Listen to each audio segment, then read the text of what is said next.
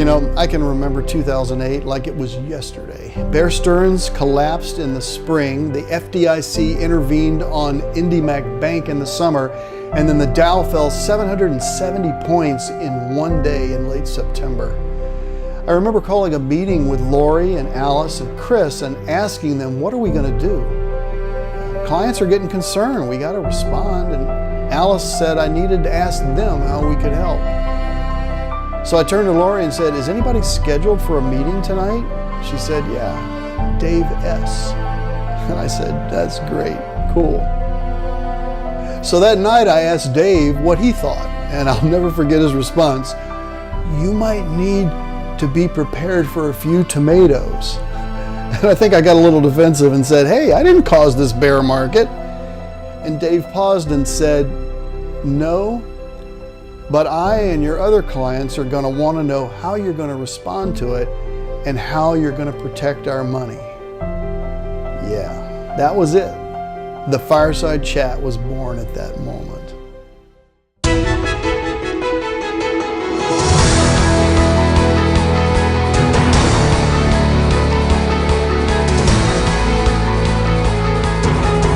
We haven't hit bottom in the foreclosure market simply because there's such a huge inventory of homes for which the paperwork hasn't been processed yet. Prepare yourself for the tsunami. And I'm reading from the article that is coming. That's what at least one financial expert is saying. Charles Brown of CB3 Financial says that instead of selling foreclosed homes,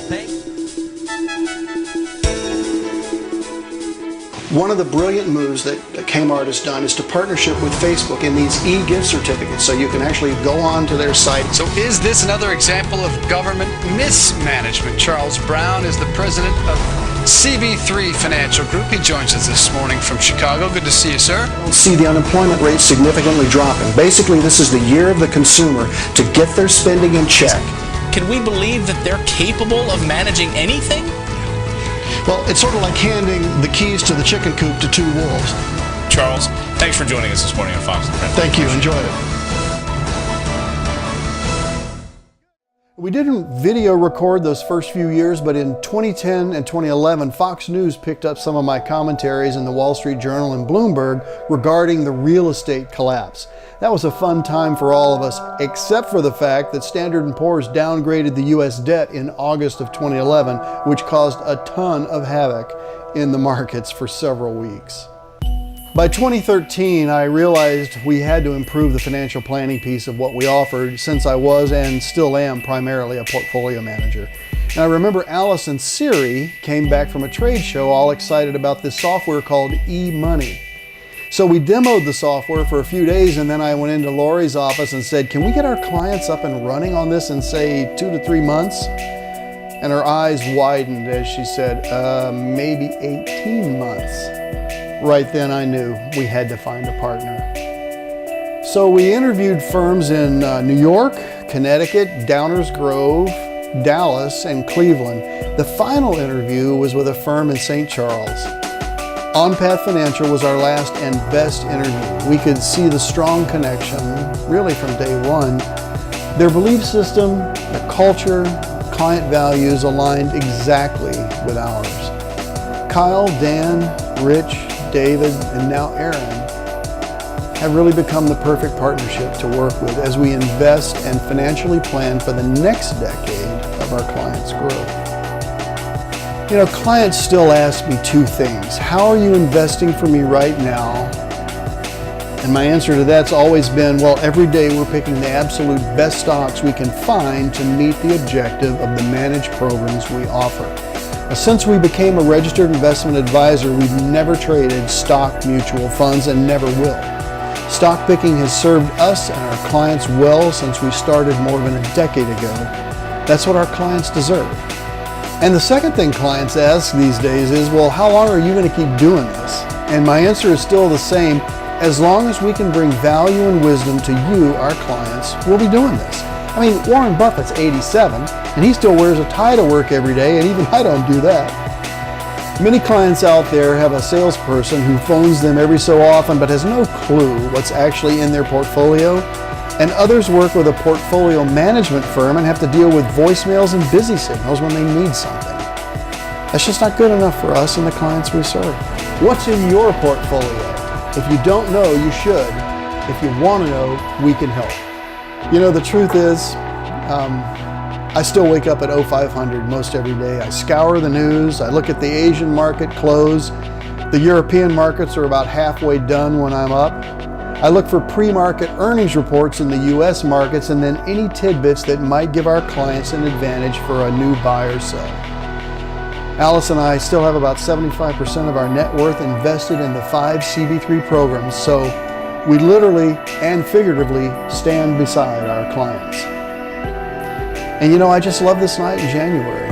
Right here, right now, when the lights go down, I step up to the podium and talk about last year, this coming year, and what we might all expect. There's simply no place I'd rather be.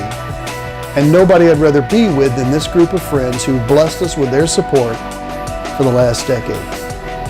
Yeah, that's it.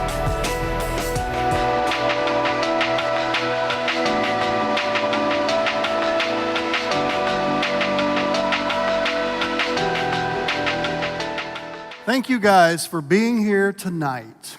Now, some of you have seen this video. You saw it in January. If you picked up real carefully, it said January. But we showed it again because many of you that are here did not see this in January. And this is the biggest event, I think, OnPath, that we've ever had in the summer.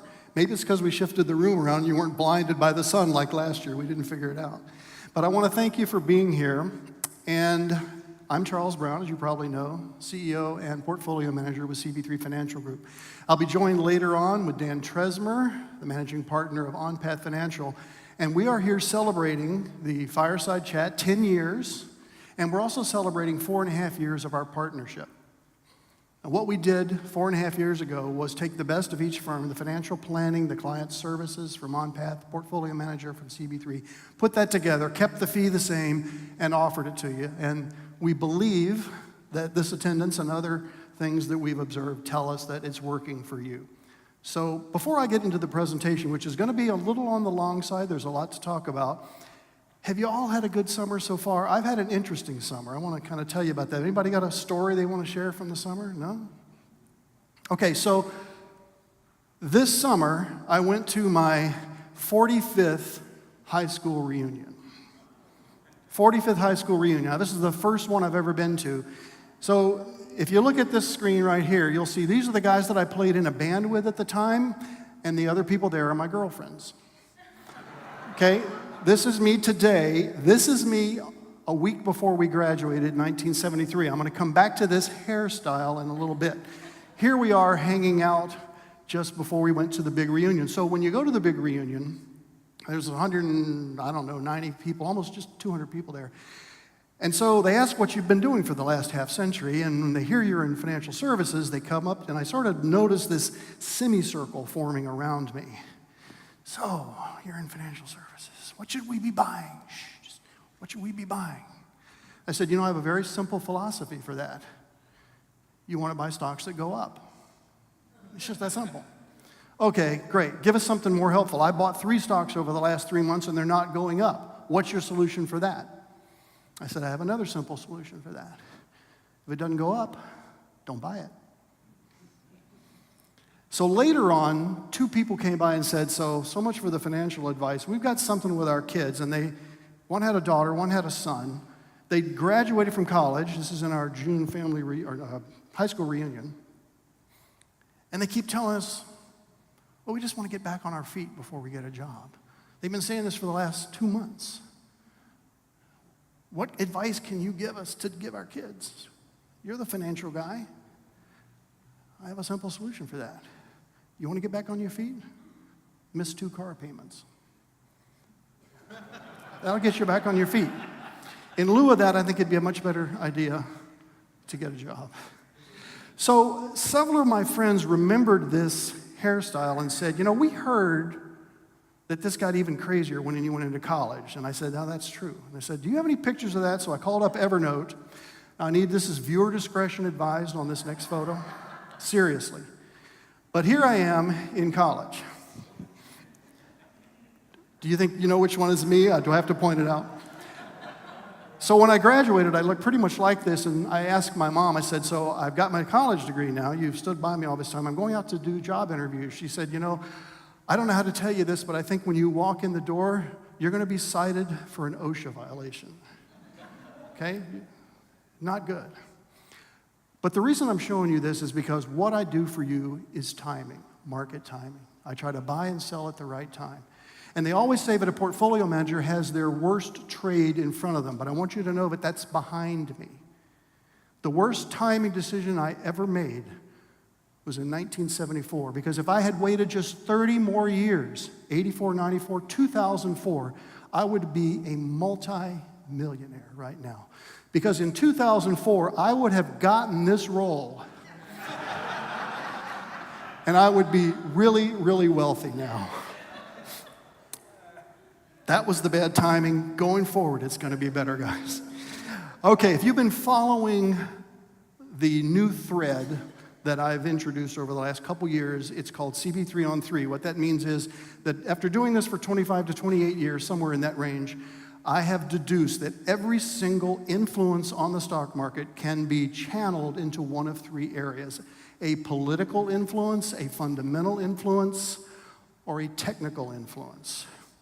And so my newsletters, my periodic, almost weekly videos, and the Fireside Chat all focus on those three areas. So that's what we're covering tonight. And then one of the most requested things from you on your feedback as you have left these events over the last few years has been you want to see performance.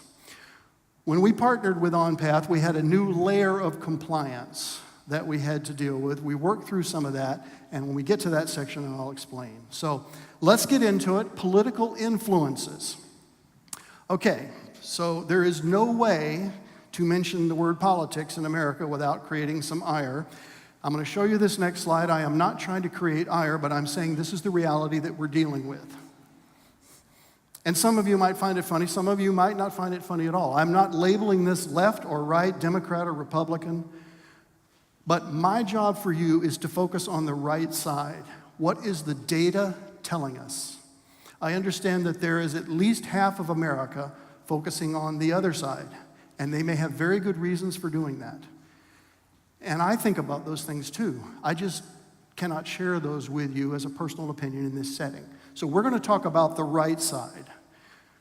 These 12 screens are the essence of what I see are the political influences that are affecting our accounts this far into the year. I'm going to touch on each of these 12, and then I want to drill down into two of them. If you want to see more detail, all the videos are on my website as I periodically dig down into these. The Tax Reform Act of 2017, the single biggest piece of legislation since Ronald Reagan's era. The next screen shows all the companies that are participating in that. There are actually many more than that. Now, these companies are participating because their tax rates, their corporate tax rates, have been lowered. And they're passing those benefits on to their employees, either in one-time bonuses or salary hikes or 401k match increases or increased infrastructure within their company. Now, it's been said by some in the political spectrum that these are just crumbs. I'm not going to weigh the value of those. You have to do that yourself, but that is what you're seeing in the screen too. Screen 3, regulations. One of the biggest influences the Trump administration has had is to tear down the fabric of regulations that, in my and other portfolio managers' opinion, has hindered corporate growth. We have been on an uneven wheel internationally because not only is the tax structure, was it until recently, more favorable overseas, okay? But the regulations were steeper to do business in America, and bit by bit, those are being reduced. I have the Illinois sign on here. If you can't see it, I'm going to say, now leaving Illinois. Leaving too soon? Was it something we taxed? So if we, which we do, live in a high state income tax environment, we are at a disadvantage with this Tax Reform Act. And frankly, I think that was intentional. The big states are blue for the most part, and I think that was a jab politically. But the reality for us from a financial perspective is it's affecting the exodus from New York and California and Massachusetts and New Jersey and Illinois. NAFTA on the second row, far left, There has been a long-standing agreement under the Clinton administration between Mexico, Canada, and the United States for trade. Many believe that that has been an unbalanced agreement, and that's why Mr. Trump came in and said, basically, we're going to tear this up unless it gets redone. Is there a direct effect on our investments? Not yet, till we see how this plays out. But the anticipation of that rocks markets. The next slide, and this is purely a social commentary, what is happening on the southern border, the splitting up of families, etc. While there's no direct economic correlation, I have to mention this because it is causing socioeconomic unsettledness in this country. And that is never good for humanity, and it's certainly not good for the markets. It's playing into the results of this first half of the year. The next screen is China tech stocks crashing, basically, when Trump is talking about his tariffs. China is much more dependent on exports than we are. And again, if you're following different, I guess I'll call it drama in the press, you're going to see that we're evenly, at least it'll be proposed to you that the two countries are evenly bridled, and they're not. China is 81% of its economy dependent on exports. The U.S. is about 17. So we're in a much stronger position. Kim Jong-un and President Trump, the first time a North Korean president since the countries were divided after the Korean War, and the U.S. president. Maybe nothing's going to happen. I don't know. But there is a sense of we're not going to be nuking islands in the Pacific. And anything that removes political risk helps the focus go back to the market. President Xi and President Trump had their summit. It's kind of amazing when you think we had a summit in the first part of the year from President Trump. So North Korea, China, Russia, regardless of whether you think it was successful or not, it happened. And an imminent with Syria and Iran in 1 year. I mean, it's just moving really fast. Trump says he's going to bring jobs back from China. That statement, to me, is playing to his base. I see no financial merit to that statement. So I think that's purely a political statement, but it still affects us because if there's a perception that jobs are coming back to America, it has the potential to affect all of our holdings. The next slide, trade deals. You may have heard there was a meeting of NATO. You may have heard that the European contingency of NATO is not paying their fair share. That's actually a phrase that's used more on the left, but that's Trump's phrase. When you have Belgium contributing 0.7% of their GDP to the defense. When you have the Netherlands contributing 1.1 instead of 2%. Okay? All of these things irritate our president, and he'll walk away. And this creates unsettledness. And we have all of these things happen concurrently with our holdings. And the final slide, U.S.-China tariffs. That's probably the biggest, so let's drill down into a couple of these. Everything you've seen boils down into 4 words. Taxes, tariffs, Trump, trade. Taxes, tariff, Trump, trade. So this is a big deal. When I was still living in Wisconsin, Foxconn broke ground in Mount Pleasant, which is just over the border, 20 million square foot facility, 13,000 American workers. Says Wilbur Ross, who is not necessarily at arm's length because he's part of the administration, this would never have happened without the promise of the Trump tax cuts. Business is welcoming a lower tax structure because they see that it makes them more competitive on the world scope. From the Washington Times, as we mark 7 months since Mr. Trump signed the Tax and Job Cut Act, we continue to see more Americans working with more money in their pockets, Americans spending again, and that's good for small business. Talk a little bit more about retail sales in the next section. America's CEOs are not wasting any time in taking advantage of President Trump's tax reform plan, one aspect of which is the $300 billion that's been repatriated, word of the day, repatriated in the first quarter, according to the BEA. That's why economists are boosting their GDP between 3 and 4%. I don't want to ask you to raise your hands, but if you don't know what expatriation is, you need to know, so I'm going to spend a little bit of time on this, okay?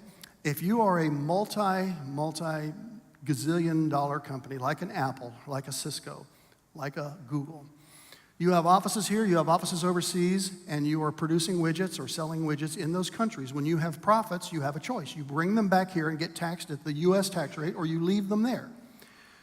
Well, since we had the second highest tax rate in the world until this Tax Reform Act was enacted, what do you think they did?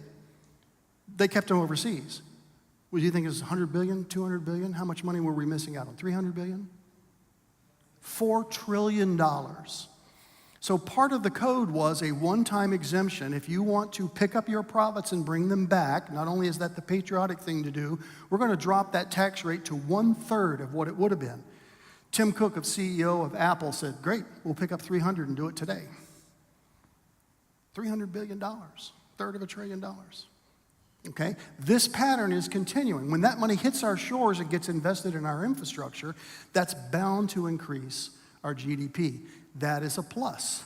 And yet there are plenty of naysayers. Markets are crazy to ignore the risk of consequences of a trade war. This rally is the last hurrah. By the way, we're 0.4% away from lifetime highs.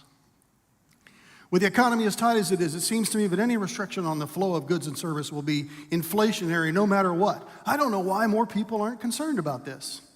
Could be because they're looking at the actual data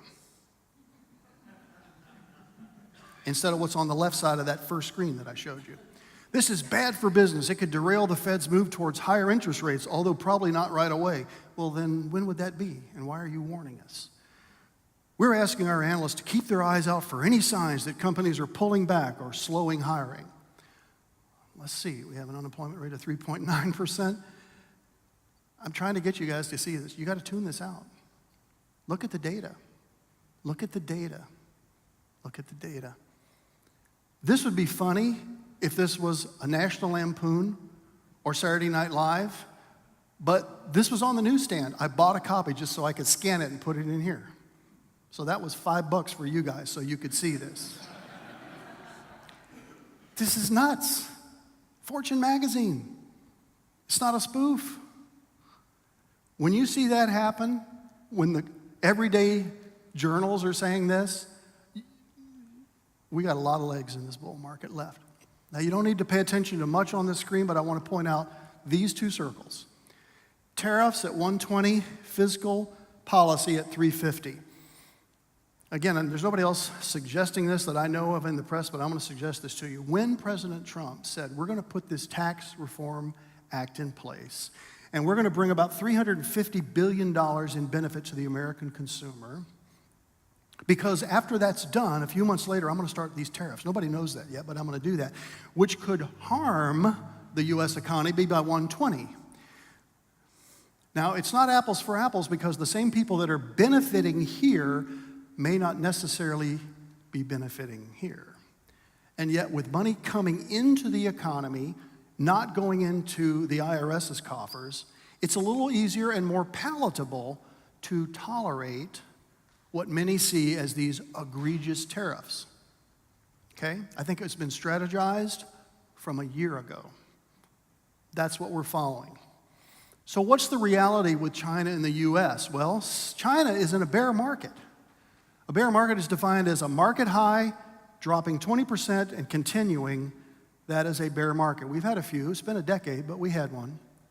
Amid worrisome trade news. And yet my own trading journals here from this company that I follow, selling in China is unsettling global stocks this morning, but the U.S. indices are recovering from early selling. In Bloomberg, bear market in stocks, weak yuan show China problems piling up. These aren't the headlines you see. The headlines you see are tariffs. It's going to destroy the fabric of America. Here's the reality right here, this bar. This is the yuan versus the U.S. dollar. I know you guys probably don't care that much about currencies, but this is cool, so hang with me, all right? If there's a pile of money here in a country, a pile, trillions, and it becomes unattractive to invest in that country, do you think the wealthy people are going to go, it'll come back, I'll just wait? Not a chance. They're picking up that money, they're moving it to one or more countries that have more favorable investing environments, and guess what? If you've just lowered your taxes massively for the first time since 1984, the U.S. is looking attractive. And that's played out. This is the data. This is not an opinion. This is the U.S. gaining strength over the yuan. So with all of this bad news in China, what's happening with us? Well, President Trump is forcing forcing a reexamination of America's trade policies and making other countries consider the consequences of the trade war they have long waged on us. This is not my quote. America has been reflexively globalist and anti-protectionist for a long time. That posture has not worked. Emphasis is mine. The Rust Belt has been impoverished, and that is changing. From the Pittsburgh Post-Gazette, not exactly a Rust Belt state. This is the reality, 4.1% GDP, gross domestic product. Are you still concerned? I'm telling you the data tonight. You can read all kinds of stuff in the press. This is the data. China needs us way more than we need them. And that's why I'm not getting upset about this tariff war. I want to spend a little bit of time on GDP, which is, again, a political issue. It's also fundamental, but in this case, political. So the focus here is looking back to this period. We had a 7.1 GDP, and the only period on this chart, giving away my age, that I was not born. I was not alive during this period. 7.1, 4.0, 6.1, 5.0. These are numbers that are unheard of in the last 25 to 30 years in the U.S. We have managed to do what we're doing right now over the last decade with the most paltry GDP ever, since back to 1949. What does that mean? If we're able to accomplish this much market growth, employment, and betterment in an economic sense, with this paltry GDP, if this 4.1 is not an anomaly that we just saw and that you undoubtedly heard about, and if the next quarter is 4.2, I don't need a 7. I don't want a 7. Because then the Fed's, inflation. Just give me 4. There'll be so much affluence for everyone. Just good, healthy growth. I'm going to take the same data that was in that chart, and I'm going to put it in tabular form. So this is that time period when GDP was 7.1. That's what the S&P did. So you think, that's pretty good, 22%. But it took a 7% GDP to get that 22% annualized growth. Okay? We're down here at 15 with the most paltry GDP in a half a century. How are we doing that? Because of the reasons I just mentioned. Because we have favorable conditions now for an extended amount of growth. This is, in another few months, the longest bull market in existence. And it's done it with piddly GDP. Piddly. Look at this. Whoops. 5.1, 4.0. Now, sure, there's some great returns here, 20, but you needed a 4.0 GDP to get that 20. Here's a 3.2 that gave 20. That's an anomaly. Okay? Down here at 2.3 to give you 15.2. I think there's more legs here, folks. The data supports it. That's the fundamental impact. Pardon me, that's the political impact. This is the fundamental impact. So the political leads into the fundamental, which will then lead into technical. We'll get to that in a bit. Here again is the 12 highlights that I see are most important for fundamental influence in the first half of the year. The GDP that I just mentioned, jobs. Jobs. Not Steve. 3.9. Jobs translates into higher employment because the opposite of unemployment is employment. So if you have a 3.9, a lot of people employed, a lot of people saving, investments going up. First quarter earnings, super. We're not going to spend much time on that because we're past it. We're already in the second quarter earnings. The Fed and their rate hike, the Fed's kind of swimming to try to keep up with this. They keep raising rates, and they're trying to do it so quietly that the market doesn't notice. So far that's happening. Why? Because we're at a lifetime high or very close to it. Retail sales, the tariff impact. Talked about the actual tariffs in the political section, but the way that flows in is the impact of the tariffs. And then the currency situation, the dollar's strength. The dollar is at 52-week highs now versus the European currencies and the Japanese yen. Consumer confidence translates into consumer spending. And then, of course, energy. The energy situation in America right now is nothing short of staggering. Nothing short of staggering. And inflation, and I mean that in a good sense. So again, if you want to drill into any of these topics in more detail, you can go to my website and watch my videos from the course of this year. I want to just cover a couple of them here. Last Friday's non-farm payroll marked just the 8th time since 1970, folks. That's almost 50 years. Hard to believe.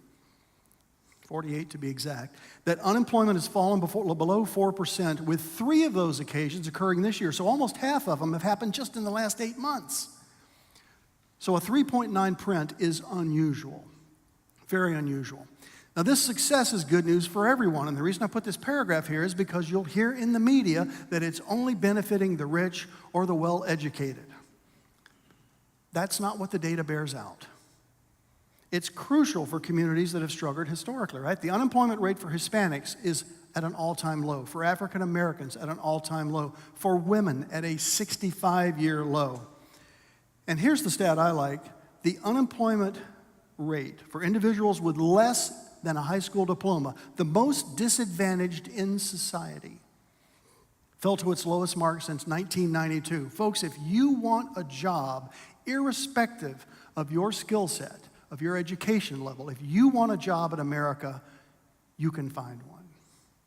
You may have to move for it, but in a city like Chicago, if you want to work, you can do it. 156,000 jobs reported in June. It was a little bit lower. We were expecting, the consensus in our trade was more like 180, but it did mark the 11th record for President Trump. He's only been there for 18 reports. It's the first Friday of every month. And 11 of those 18 has been a record. That's a pretty big deal. From Business Insider, U.S. manufacturing job market hasn't been this strong in over 20 years. The Hill says, thanks to Trump, American workers are getting big raises. That's the screen that I pointed out earlier. Again, there are people that are calling those crumbs, but if your employer has their tax rate lowered and they're handing out $2,000 bonuses, that's not such a bad thing. If they're beeping up the 401k match, it's not such a bad thing. I realize there's a ton of data here, but I just want you to focus on the highlights, the purple and the yellow. We follow earnings. They start usually the second week of the first month of the quarter, which would be the first week of July, and they finish up usually about the last week of the second month of the quarter. Maybe that's TMI. So we're at 413 with 87 left to report, and here's the number. 79% have beaten their estimates. 79%. Now that sounds like a phenomenal number. The reality is that they all set the bar really low. At least they have since 2008, because they got destroyed in 2008, so they're kind of backing up from being scared. But the typical number we've been seeing for the last 5 to 8 years is 71 to 73%. This is a 79 print.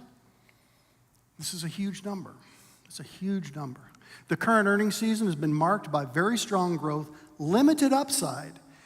So limited upside means that these stocks really should have gained more. Well, they're at lifetime highs. Well, but mathematically, they should have gained more. Why are they not? Because there's so much skepticism. I love skepticism because it means there's sellers in the market. When there's nothing but buyers, then you have a 2000 situation or 2007. So we still have skeptics. With 413 companies reported, earnings growth is tracking to a solid 22.6% year over year, which is 3% higher than the estimates of just 7 months ago. So it's kind of like picture in your mind, this is what we think it is. Oops, grab the eraser. This is what we think it is. Nope, never mind. This is what we think it is. And it's been that way. It's been that way for the last year and a half.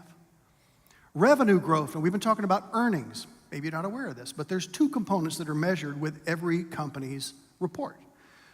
You want to know about revenue because price to earnings ratio is the way stocks are evaluated, right? Okay, but the revenue, the top line, is important too. 9% growth, 1.1% above expectations. These are great numbers. They're not knock it out of the park numbers, but it's, again, 18 months into this. Though the amount of earnings upside is typical at this stage of the earnings cycle, that's a fancy way of saying, gosh, we're 10 years into this bull market. We have high expectations and potential margin pressures. We'll see. We'll see. We at CB3 consider this to be an excellent result for both the first quarter and so far in the second quarter. We'll know a lot more on the full year about the second week of October, and I'll be telling you about that in January. So, if we have peak earnings, again, if you listen to the press, they're going to say, oh, when we have peak earnings, then everybody's going to grab their money out of the market and put it in CDs. Okay, you can do that. You could have done that last year, and look at what you would have missed this year. All right? Peak earnings, investors may think so, but the analysts don't. That's important. Do we have more good quarters of earnings up ahead? Well, let's say that this current quarter, we're in the third quarter, right? And it's going to start reporting, I just told you, in October. And all of a sudden, instead of 79, it's 70 and 68. And we start getting some ugly numbers. What does that mean? Does the recession start the fourth week in October? Do they cancel Halloween because you can't afford to buy candy? It's crazy. Don't listen to that. Look at the math. Here's the earning growth peak. Now, we're going to assume that it's October. I don't believe it, but let's say that the reports come out and this third quarter has just been a disaster. Okay, if you look back to September 53, the next recession didn't start for 47 months, 7 months, 87 months, 12 months. Nothing happens that fast in the economy. The market reacts fast. Just ask Mark Zuckerberg. You know, the funny story about that is I saw that, and I kept the picture of that. I have it on my wall, actually, that Netflix went, not Netflix, Facebook. Netflix had its own trauma, but so I pasted it up on the wall. And about an hour later, the phone lit up, and it was Facebook. I thought maybe Zuck was calling me for a loan, but they were actually just calling to say, do you want to advertise? Because we've done some of that. But that's a shock. The market reacts immediately when there's a single earnings. But when there's something like this where an earnings growth for an entire industry, an entire economy, it just takes a while, folks. It's not going to happen overnight. I mentioned earlier, but I'm really excited with what's happening in energy. My brother, you may remember, works in the Balkan area. There's just incredible stuff happening. And again, I know this is a controversial statement. I don't fully understand. We have an energy expert here tonight. I always ask Bob to be available to talk to people about energy if they want to talk about it. But from my perspective, I'm very excited with what's happening with not only crude oil, the pipelines opening up, the natural gas. We're exporting crude oil for the first time in 30 years. Okay, these are positive developments from a financial point of view. We can debate the social implications, the infrastructure implications.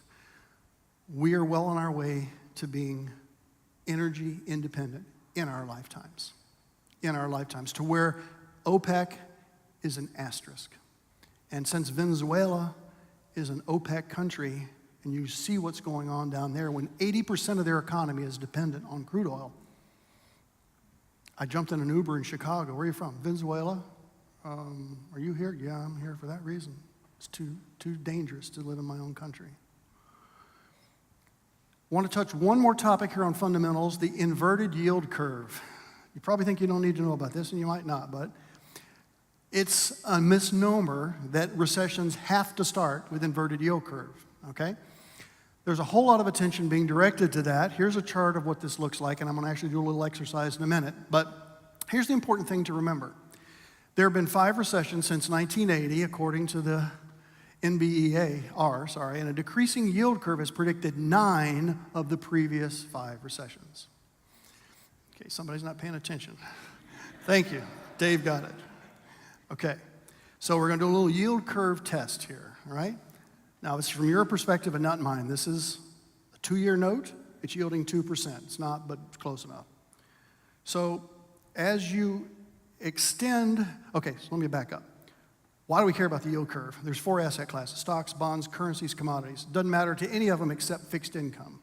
Okay? If you're going to buy a bond and you're going to get a certain rate of return, you want to know what that is. If it goes out farther, you want more return for your risk. You guys with me on that? Give you a quick example. Your 16-year-old asked to borrow the car, had his license for 3 weeks. I'm just going to go to the store, Mom. There's risk involved. Okay? But he does that successfully. 6 weeks later, he comes back and says, some buddies and I want to go into the city to a concert, and there's kind of an overnight thing. So can I bring it back in 3 days? You see, that's a longer duration. You see, you need higher compensation for that risk, okay? So 2 years at 2%. The 30 years at 4%, that's a 200 basis point or 2% spread, okay? That's about right. Actually, in previous years, it was even greater. Remember, this is the 2, this is the 30. So what's happening is this spread is squeezing, and that's what you're seeing on the screen. Why does this happen? Because psychologically, people are saying, I'm getting kind of nervous. And it's not that the 30 is losing, it's that the near term, the 2% is rising. When this inverts, there is a message of fear conveyed to the investing public that the reason people are pulling money out of the longer term is I can get the same return here with a 2-year note. Why do I want to risk 30? And then money starts coming out of the stock market, and there you go. This is not yet inverted. It is very tight. It's 28 basis points as of yesterday. But again, 9 times this has predicted the last 5 recessions. It's not that conclusive. The political, thank you for laughing the second time. The political feeds into the fundamental. The fundamental feeds into the technical. Now, I know that this section is usually not people's favorites, but hang with me, guys. It's so important. This is how I make my decisions. I observe what's happening politically. I observe what's happening in the fundamentals, and that translates to squiggly lines on charts, and you buy and sell squiggly lines on charts, sort of. Okay. The S&P posted its 3rd highest close ever just Tuesday. That would be yesterday. Only 0.46% away from a new all-time high. Everybody know the date of the all-time high? If you don't, you will now. January 26th. What's the low of the year? February 9th. So we've been in that range. Markets go up on a staircase. They come down in an elevator. You could argue an elevator with the broken cable. And then it's been crawling back, and it's just near new highs again. It's worth noting that the S&P's now gone 132 trading days, over 6 months without a new high, and since the bull market started, March 9th, 2009, 676.53 in the S&P 500, that was the start. This is now the 2nd longest stretch without a new high. And I would argue that the fact that we're near new highs with all of the consternation that I've been showing you tonight, and that you know because you read the papers, that it's a miracle with our piddly little 2.3 GDP until the latest print. We're doing that. It's a miracle. These are my relative rotation graphs. Nobody groaned. Good. All right. This is important. Just hang with me. Humor me. This is the new technology that I've brought to our analysis of what we're buying and selling. So what you're seeing on this chart, first of all, in the center is an index. This is called the benchmark. And this benchmark is the Morgan Stanley World Index. It takes all the stock indices of the world, puts them into one pot, averages them, and there's a number. And so we're measuring every other market in the world against that. Why? Because we want to be here. This is called the leading quadrant. These stocks are leading the other stocks. This is called the weakening. Think of go, like a traffic light, yellow. Well, you can still go, but not quite as good. These stocks are weakening, and we don't want them to head over here. This is no man's land. It's the biggest quadrant. Lagging, definitely not where you want to be.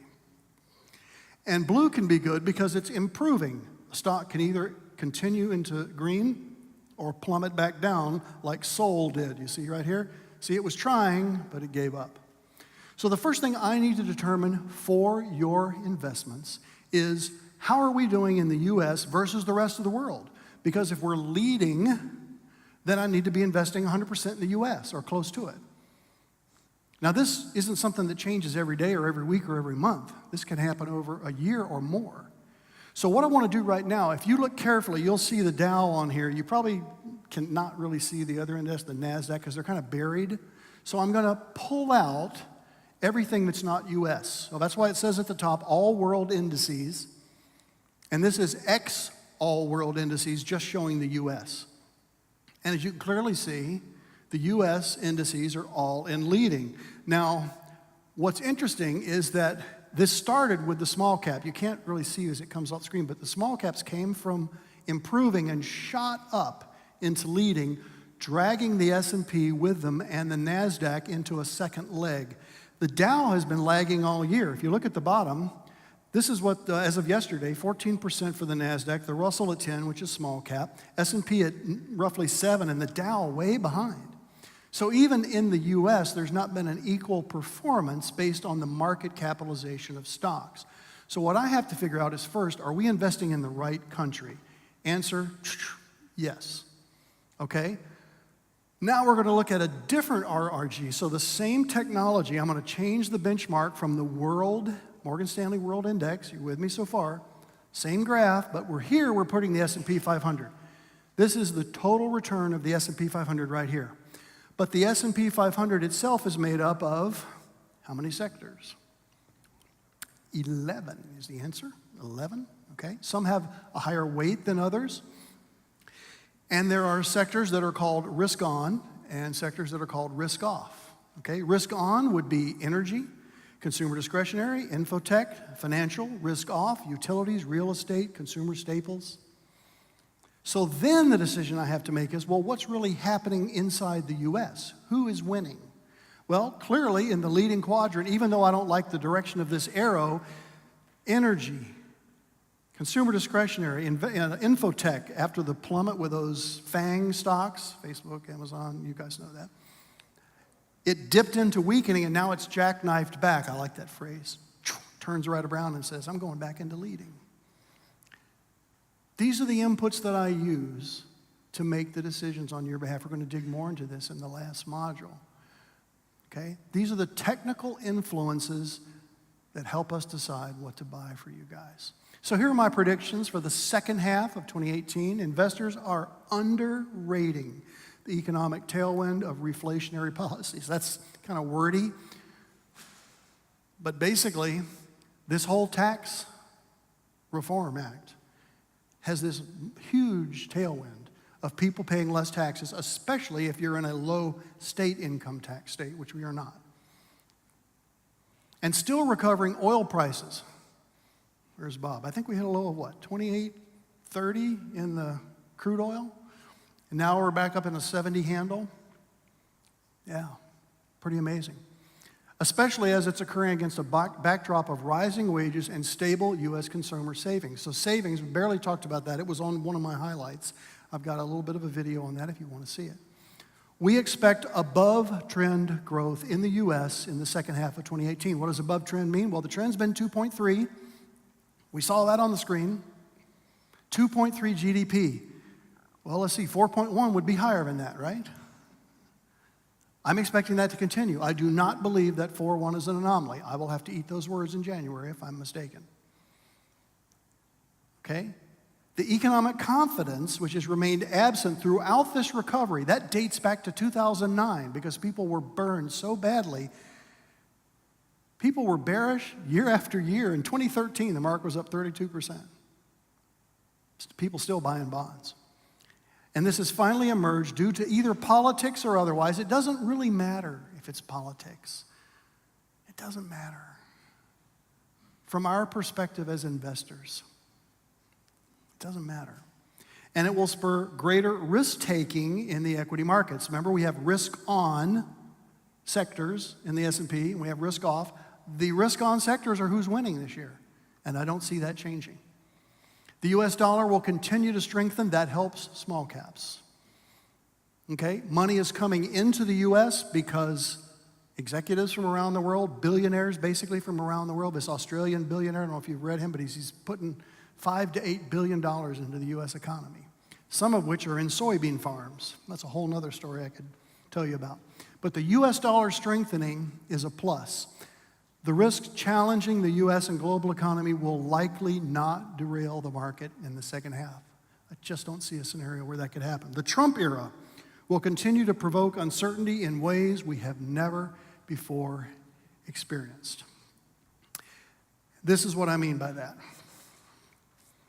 I stood here in January of 2017 and I compared what could be up ahead. It was the night before he was inaugurated, to President Lincoln. I wasn't trying to assess the greatness of the individual. I was saying that this trajectory that we're in, trying to save the country, so to speak, not my words, you'll see that in 2 slides, is the equivalent of the trajectory change that Abraham Lincoln did. Essentially the same as George Washington, went from a bunch of colonies to an actual country. This fellow picked up on it just a few months ago. Choosing the next Supreme Court justice will make President Trump the most consequential president since Lincoln. Dinesh D'Souza. This movie is out. I did not go see it in front of the Fireside Chat because I did not want to be swayed either way. But this opened to 3,000 theaters. So it's not going to be Mission Impossible, okay? but it's still fairly impressive. You can see Lincoln on the left, Trump on the right. Somebody's got an active imagination and must be seeing the same things that I saw from a trajectory change perspective between these two men. This is from Ranker Community. You can go on and you can rank what's the best tire, what's the best refrigerator, who's the best movie star. Well, who's the best world leader? By far and away, it was George Washington. By far and away. So you watch Tom Brady come back from 4 touchdowns plus against Atlanta. That was child's play compared to what George Washington did. Take a ragtag bunch of people and save this country from King George. Abraham Lincoln, number 2, should be. This country would have split into 2 had it not been for Lincoln, and in my opinion, the South would have sided with Adolf Hitler, and we would all be speaking German today. Number 3, Alexander the Great. Number 4, Thomas Jefferson, the author of the Declaration of Independence. Number 5, Martin Luther King.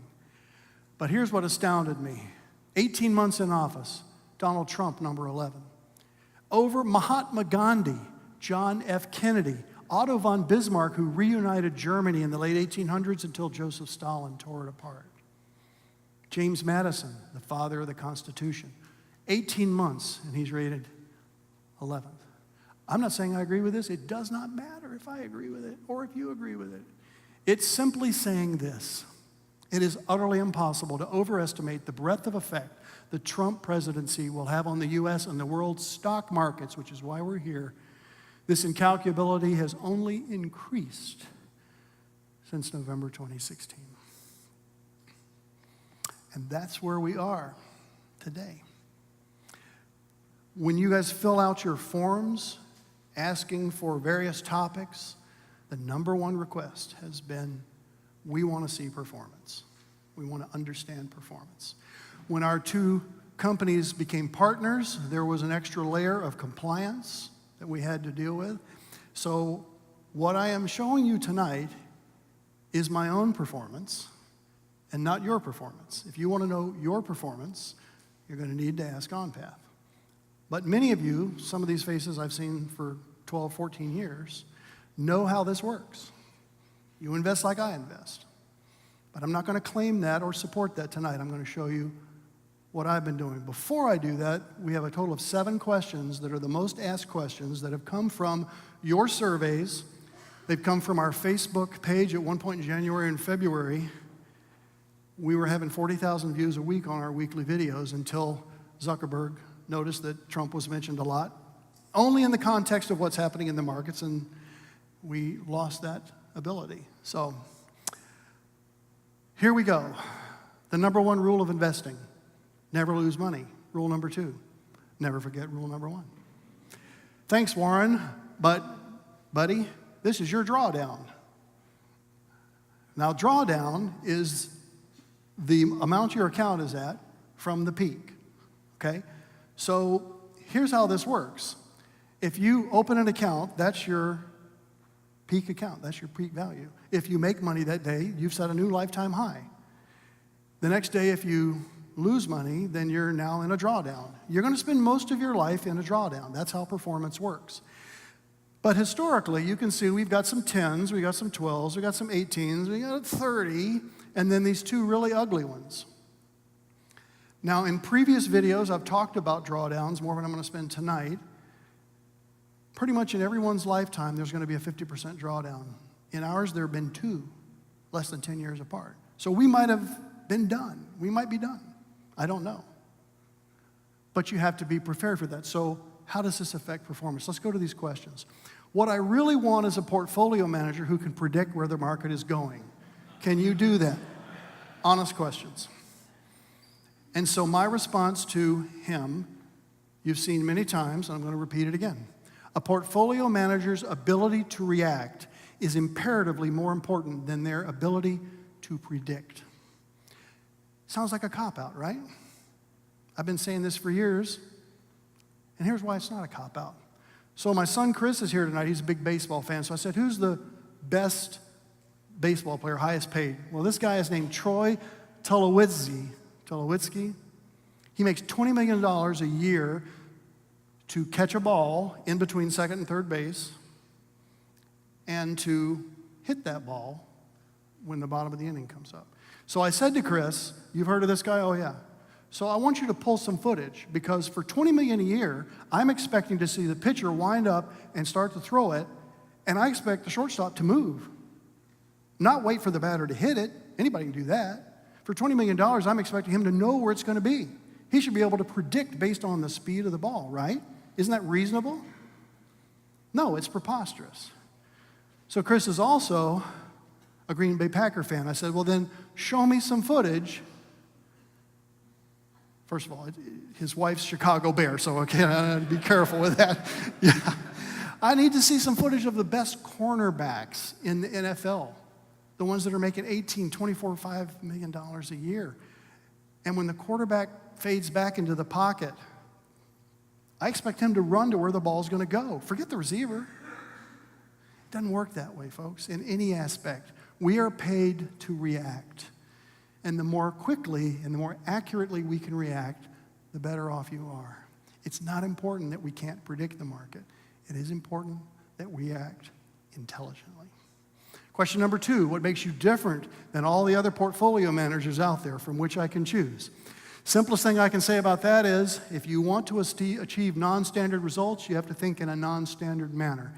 Those of you that have known me for a while may be aware that I've preached in several churches in 2 states, as well as played an instrument called the hammered dulcimer. This is using a different side of the brain than I use to do this. I do these things intentionally, one, because I enjoy it, but because it forces me to think in different ways. This is a shameless plug on this next slide, but I'm going to tell you anyway. I just received the first commission of my musical career. The Lake County Symphony Orchestra, which is one of the 4 regional orchestras, obviously the CSO is the biggest one, is paying me to orchestrate a piece for Hammered Dulcimer and their orchestra to be premiered, world premiere on December 8th. So I want to be using the left side. Thank you. I'm excited. And I'm hoping when I stand before you in January that all the programs are just on fire, because it's going to be all that left brain stuff that just translated. I don't know. I don't know if that's going to happen. I'm hoping it is. It's been working pretty well the last couple years, which we'll get to in a second. Now, those of you that don't know me are wondering, what's all this crazy stuff? Everybody else knows me, but if you're new, why do we care anything about music? We want to know about you managing our money. Alan Greenspan, former chairman of the Federal Reserve, PhD in economics, master's in economics, undergraduate from the Juilliard School of Music. Mine from 1997. I can just hear Ronald Reagan saying, Charles, I knew Alan Greenspan, and you're no Alan Greenspan. I know that, Mr. President. I'm not trying to say that I am equal to his prowess. I'm saying that there is an interesting correlation between musicians and math or market people. And I'm using that to try to think about things in a different way to bring you the best value that I can as investors. Whoops. Which is better for me, stocks or bonds? I've been waiting to give you guys a definitive answer. I can just see Kyle and Dan and everybody quaking. I'm going to tell you tonight the exact answer to which is better, stocks or bonds. You ready, Dan?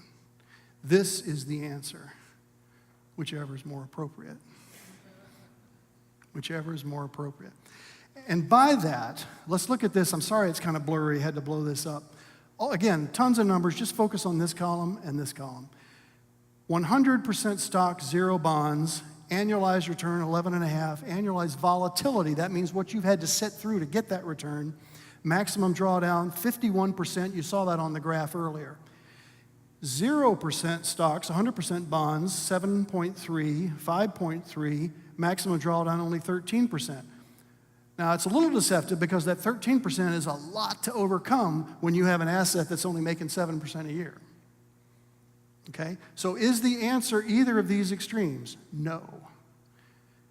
And furthermore, it's not something that I advise you on, because my job is to manage 5 portfolios, and your job is to strategize with your financial planner for your exact mix. I happen to believe that our 5 programs can get you to any financial destination you want to go to. But the mix on how you do that is strictly in the domain of your financial planner.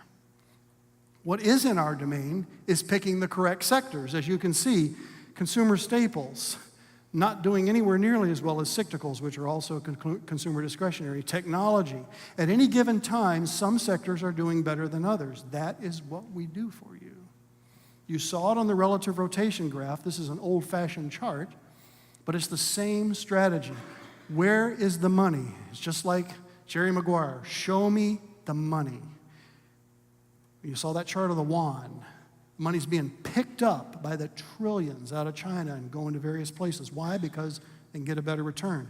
Doing the same thing here in America. I'm picking it up from discretionary and utilities and REITs and putting it in tech wherever I think it's most appropriate.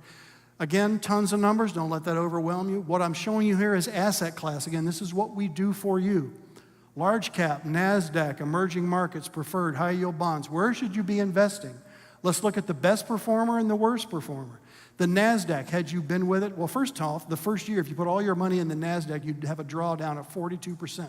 So on 100 grand, you'd be out 41 grand the first year. Most people emotionally, even if they see the math, can't stomach that. Okay? That's why we don't put everything in one asset class. Yet everything in commodities, you'd still be underwater. So we look for the spaces in the economy where money is moving and we simply follow it. I'm not a big enough fish, even with all of you guys' money, to move markets.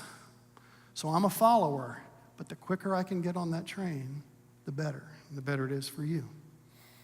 Number 4, should I just invest in mutual funds and thus buy and hold? You've heard my phrase on this. Buy and hold is the new buy and hope. Hope 2008 doesn't come around again. So a little flyer here from CNBC saying ETFs still gathering assets, but the inflows are slowing as investors favor lower cost funds. So my job is to keep costs down as much as I can for you. You're paying me an asset management fee. It's all wrapped into the fee you pay OnPath, but I get a portion of that. And obviously I want to lower your costs as much as possible. And the way to do that is with individual stocks. For me, you know who Fidelity is. They have 2 funds, and I picked on these just because I found it kind of interesting. They're large cap value and large cap growth. Now, we have a growth strategy. It's called CG. We're going to see that in just a second. You guys know about CG. You've been around forever. OV, organic value, is our value strategy. There is not a single stock that appears in both those programs, ever. Why would you put a growth stock in a value program or a value stock in a growth program? Okay, but this overlap is about 50%.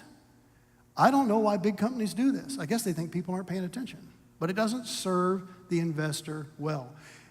The next thing is annual expenses. I want to be careful to say these are internal costs that I'm referencing. I'm not talking about the management fee because you're paying us a combined fee to do what is necessary, which is financial planning, servicing you, and managing your assets. But if we can reduce those internal fees on $1 million account over 20 years, that's $1 million almost extra in your pocket. So it behooves me as your portfolio manager to keep costs down on what's being put into your account. You expect that of us. Maybe you don't come up and tell me that, but I know you want it. You like the lower of those 2 numbers over there on the right-hand side. Can we all get a yes on that? All right. What is your actual performance? Haven't shown this in a long time. I don't know if this is going to be a compliance bomb or not, but these are my accounts. These are my actual accounts, okay? First of all, how do portfolio managers even do? Why do you even hire a portfolio manager? When 92.2% of large cap funds lag a simple S&P index fund, which would be SPY. SPY is the ticker symbol. Because with the proper research, you can beat the market. And not only looking for increased alpha, which is return over a benchmark, but getting out of the way when the market does turn down in 2008. Those of you that were with me in 2008 know that even though you lost a bunch, you didn't lose as much as, Warren Buffett. Might be the only time I beat him, but I did. This is CG year to date. CG is capital growth. It's the blue line. Okay? And the purple line is the growth index. So we're always benchmarking our performance against a strategy. CG is a growth strategy, therefore we compare it against a growth benchmark. But you, the consumer, might not care anything about that. You just want to know how did I do versus the S&P. So the green line is the S&P, and the returns at the bottom, this is CG at 16.7, this is as of yesterday, 12 and change for the growth index, 8% for the S&P. It's a pretty big chasm. You might say, well, that's just a few months, Charlie. Let's go back a year. Okay, let's go back a year.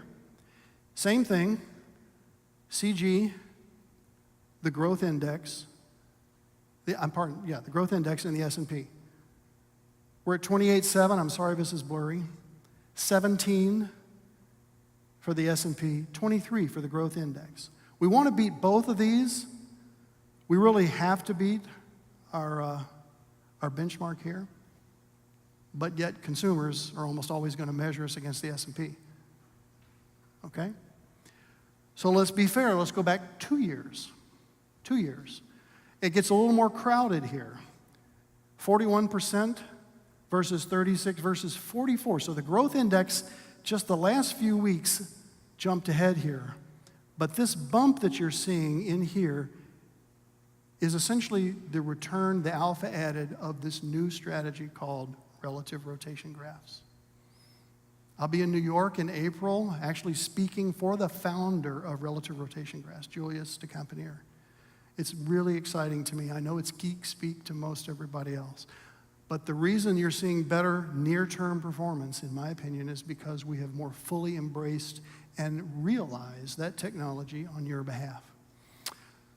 Because of the length of the presentation, all I'm going to do is give you a snapshot on the other programs. OV is beating the index, but lagging the S&P, and that's because value is out of style versus growth right now. DI is considerably lagging. DVY, which Rich and I were just talking about, we don't really have a good benchmark for this program, but I'm optimistic of what's going to happen. Basically, this is a conservative program, and the conservative programs aren't doing as well as the aggressive programs. Why? Because it's risk on. I showed you that earlier. CY is the bond program, and we are beating the benchmark, but notice that they're both negative. We're beating it like 2 to 1. But that's because investing in bonds right now is hazardous to your health. Bull markets in stocks exist for 8 to 9 to 10, 12 years. A bull market in bonds started in 80, and there's arguments that it's ending anytime. That's 40 years. Small caps, our newest program, also underperforming over a trailing year. But I'm encouraged because once President Trump's small cap stocks react like immediately to political favorings. So when Trump said these tariffs are going to be great for small cap stocks, you see the blue line here? So if you're invested in this program, it's kind of like juggling nitroglycerin. Again, that's an asset allocation decision that you make with OnPath. Okay? But that's how the 5 programs are doing. These are actual results. These are after fees. So I'm competing with indexes, as everyone does, and has to be net of fees. Do you really invest in your own programs? How can I have the confidence that you're really investing just as I am?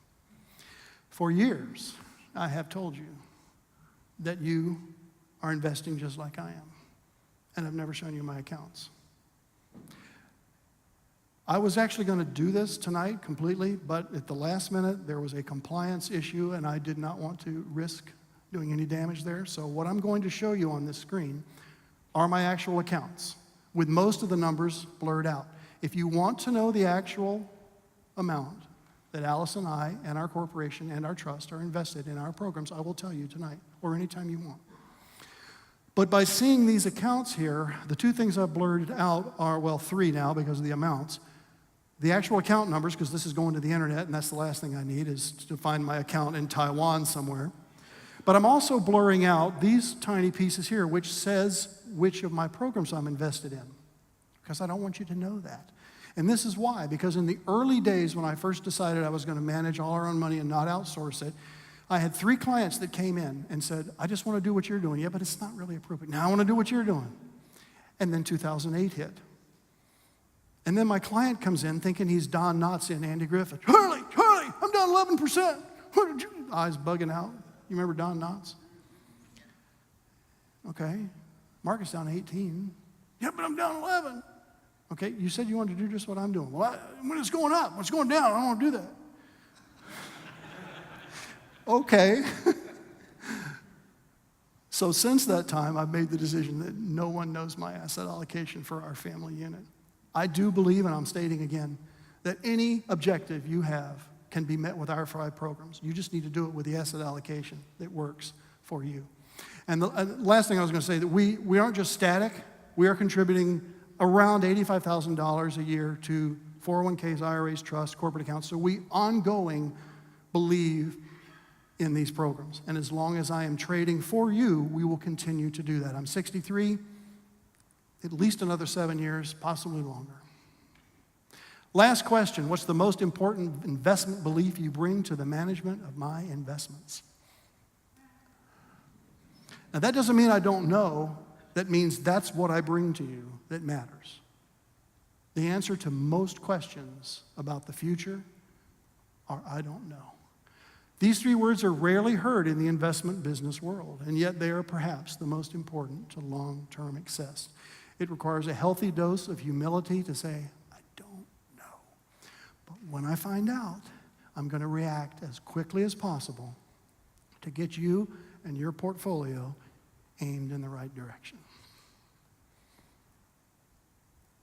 The performance that you see in CG and will continue to evolve is made possible because I'm no longer doing financial planning and client management. You guys have made it possible for this level of performance that you saw in CG because you embrace the concept of OnPath and CB3 partnering together. And I owe you, each of you, a debt of gratitude for embracing that so that we could say, with the 2 firms together, we don't just manage your assets, we become one of them. Thank you.